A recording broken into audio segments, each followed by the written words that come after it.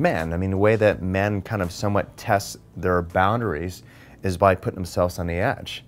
In other words, I don't know if you're this way, but I work with a lot of men, and that unless they're being challenged, unless that they are kind of outdoing themselves, and maybe there's some type of competition, whether it's with someone else or with themselves, if they become complacent, if they become the gatherer where they're not really going out there and experiencing life in a new way, they become depressed. And so they start eating, start watching television, and so on. It's like a hunter no longer going out there. Yeah. So as the warrior, really. Yes, exactly. So I think it's very important for a man to continue to do that, have rituals that are set up in their life to where they can exercise that, because that brings them back to their true nature. Like, for example, let's just think about this. It's like Monday Night Football, or how men come together. They might use sports as a way to come together, but it's freaking emotional. I mean, they really get into it, and they'll pat each other's butts and stuff, and they're supposedly straight. I mean, there's like it's like, I guess, a non-gay way for straight guys to get together.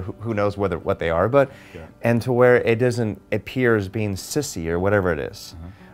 We don't really have that type of support. Guys get drunk together with other guys. Yes. It's not like, okay, let's meet, and let's have a glass of wine, and it just doesn't seem to work out that way with most guys. So yeah, it's interesting what you're talking about now, because for my journey, this desire to be close to guys.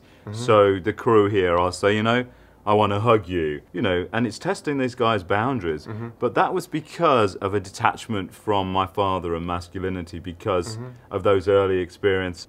So what I've done is to reprocess the thinking and the beliefs around that, but equally to ask these men here that are in my lives, I want to hug, and this is what you're talking about, really. And I think when certain things, what are the boundaries between men that are acceptable? So if you're playing football, like you say, you can smack somebody on the backside, and you can kiss.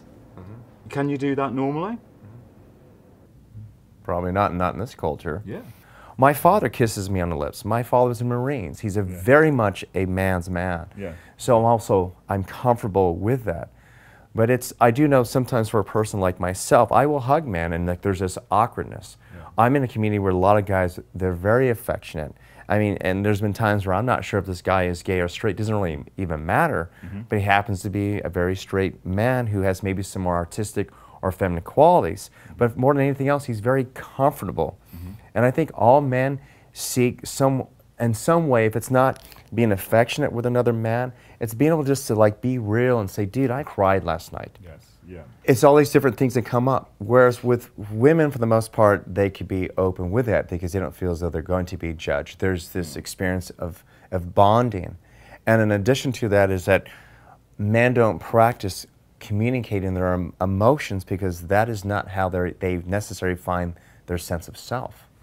Meaning, like with women, their sense of self is through the experience, taking life in, being in that moment. Whereas for men, it becomes sometimes a more kind of a linear thing in their head, or where they're calculating, they're trying to learn. It's challenging themselves and so on.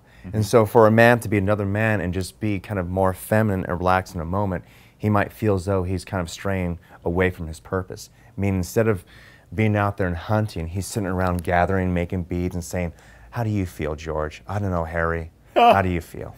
Do you understand? Energetically, it could be a little bit different. Yeah, when you look at the different facets of man, so you've got the warrior, you've got the lover, you've got the magician. Something I've done with the Mankind Project, which has been very powerful for me, and that looks at the different facets of man. But I guess that's what you're sort of talking about, and blending that really together.